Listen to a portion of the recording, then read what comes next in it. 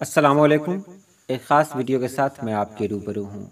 आज की ये वीडियो बहुत ही ख़ास है क्योंकि अमूमन ये गलती सभी लोग कर रहे हैं और कंफ्यूज्ड हैं कि रमज़ान होता है या रमज़ान होता है। आज मैं इसी के बारे में गुफ्तगू करूँगा, तो चलिए वीडियो शुरू करते हैं।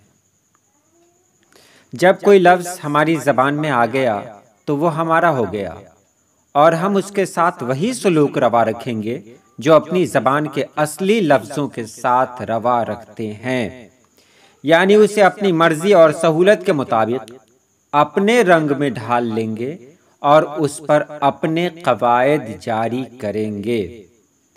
अगर ये आप पढ़ लेते हैं और जान लेते हैं तो फिर वीडियो की ज़रूरत ही नहीं है, वीडियो यहीं पर ख़त्म हो जाती है। लेकिन फिर भी अगर आपको शक है तो चलिए आगे चलते हैं। एक सवाल पूछा गया था कि रमज़ान सही है या रमज़ान। अंग्रेजी में जवाब दिया गया था, well the correct answer is both are right. Ramzan is the Arabic or Wahabi word that describe the holy month, while Ramzan which is used more in India means the same thing but is Parsi word that traces its heritage back to Persia।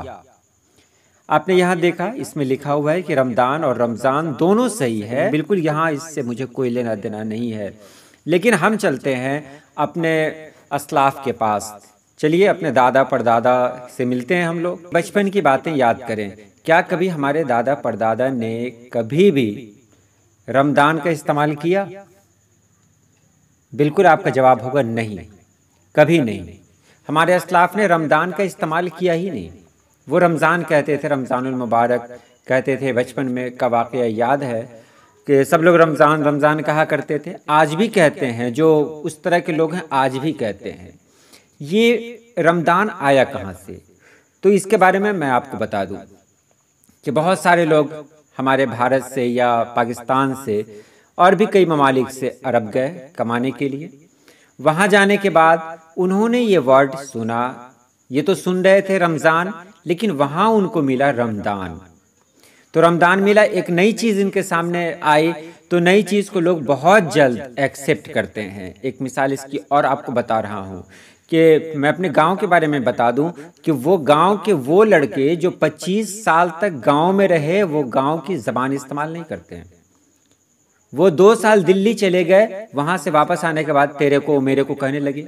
बोलिए 25 साल रहने के बाद उन पर असर नहीं हुआ अपने गांव की ज़बान का, और 2 साल दिल्ली क्या रह गए कि वापस आया तो तेरे को मेरे को यानी दिल्ली की ज़बान उन्होंने इस्तेमाल करनी शुरू कर दी। आखिर ऐसा क्यों? तो एक ये होता है कि अपने आप को मतलब दूसरों से बढ़कर दिखाने का जो क्या कहते हैं, जो जज्बा होता है लोगों में, जज्बा तो नहीं कहेंगे, लोगों की जो आदत होती है कि हम दूसरों से बड़े हैं, हम यूनिक हैं, हम नया नाम इस्तेमाल कर रहे हैं, कुछ अलग कर रहे हैं। तो इसीलिए लोग क्या करते हैं, जो कुछ नया उनके सामने मिलता है उसको जल्द से जल्द मतलब फॉलो भी करते हैं और फॉरवर्ड भी करते हैं उसको। अरब के लोगों ने, जो हमारे इलाके के थे, हमारे जो पड़ोसी ममालिक हैं, उन इलाकों के जो लोग थे, ये रमज़ान को लिया और रमज़ान को क्या किया, लोगों के बीच में डाल दिया। अब लोग भूल गए कि रमज़ान है या फिर रमज़ान है। लोग कंफ्यूज कर गए कि रमज़ान है या रमज़ान है।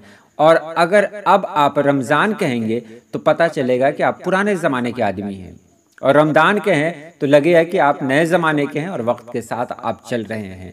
इस तरह की बात हुई। लेकिन मैं कुछ और मिसालें आपके सामने रख रहा हूँ। मेरी बातें सबको पसंद आए ये कोई ज़रूरी नहीं है, लेकिन अगर रमज़ान को रमज़ान कहने का कोई सही प्रूफ आप दे सकते हैं तो आप ज़रूर दें कमेंट बॉक्स में, ताकि बाकी लोग भी इसको पढ़ें। देखिए हदीस जो हम लोग पढ़ते हैं, हदीस का जो तलफ़ुज़ है हमारे यहाँ से का है, लेकिन अरबी में से का तलफ़ुज़ थे होता थे, यानी ते और हे मिलाकर एक अलग तलफ़ुज़ जो हम बोलना भी चाहें तो नहीं बोल सकते हैं।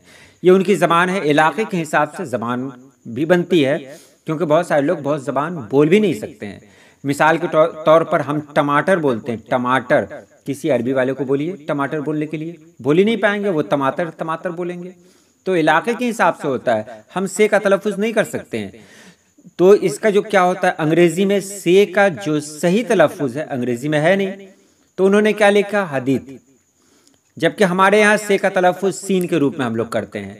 तो हम लोग हदीस नहीं कहेंगे, हदीस कहेंगे, क्योंकि ये हदीस हमारे हमारी उर्दू में मौजूद है। हमारे उलमाए इकराम ने बहुत जगह इसका इस्तेमाल किया है अपनी अपनी किताबों में, इसलिए हम लोग हदीस ही कहेंगे। अब ज़ाद को बहुत सारे लोगों ने जो दाल बना दिया, उनसे मेरा कुछ सवाल है। ज़या, हमारे यहाँ बहुत सारे नाम आते हैं इस तरह के, ज़ियाउद्दीन, ज़ियाउर रहमान। आपने किसी को दया नाम से सुना? दयाउद्दीन, दयाउर रहमान, दयाउल्लाह आपने सुना? आपका जवाब होगा नहीं, जबकि ये भी अरबी लफ्ज़ है। वज़ू जो हम लोग करते हैं, तो क्या वज़ू को आज तक आपने वुदू के नाम से सुना है? आपका जवाब क्या होगा? हाँ या नहीं, या आप पर ही छोड़ रहे हैं। ज़ईफ़, क्या ज़ईफ़ को किसी ने दईफ़ कहा है? दईफ़, तो इसका जवाब होगा नहीं। ज़रब यानी मल्टीप्लिकेशन, क्या इसको किसी ने दरब कहा है आज तक? दरब नहीं कहा है। तो ये सब नहीं, सिर्फ और सिर्फ ये नियम, ये कानून सिर्फ रमज़ान के साथ ही क्यों आए? क्योंकि रमज़ान एक ऐसा लफ्ज़ है जो अपने अंदर एक नई पहचान रखता है। रमज़ान का नाम सुनते ही बहुत सारे लोगों के अंदर दीनी जज्बा बेदार हो जाता है। और अरब के जो ममालिक हैं, वहाँ रमज़ान का जो महीना होता है बहुत ख़ास तरीक़े से मनाया जाता है। वहाँ लोग मुबारकबाद देते हैं एक दूसरे को, इसलिए ये रमज़ान दूसरों तक फॉरवर्ड जल्दी होता है। यहाँ ज़्या फॉरवर्ड वाला लफ्ज़ नहीं है, वज़ू को फॉरवर्ड नहीं कर सकते हैं, लेकिन रमज़ान को हैप्पी रमज़ान का क्या फॉरवर्ड कर सकते हैं। ये फॉरवर्ड वाली बीमारी रमज़ान के साथ लगी, और हमारे असलाफ़ ने जो लफ्ज़ों का तलफ़ुज़ किया था, अदा किया था, वो सब ख़त्म होकर रह गए और रमज़ान में तब्दील हो गया। अब आखिरी बात मैं आपको बता रहा हूँ, रमज़ान लफ्ज़ को उर्दू ने अपना लिया है, लिहाजा इसे उर्दू की तरह ही अदा करें। रमज़ान को रमदान कहना अपनी ज़बान के साथ नाइंसाफ़ी है। आपका क्या ख्याल है? कमेंट बॉक्स में ज़रूर लिखें। अल्लाह पाक आप सभी लोगों को खुश रखे, आबाद रखे। अल्लाह हाफिज़।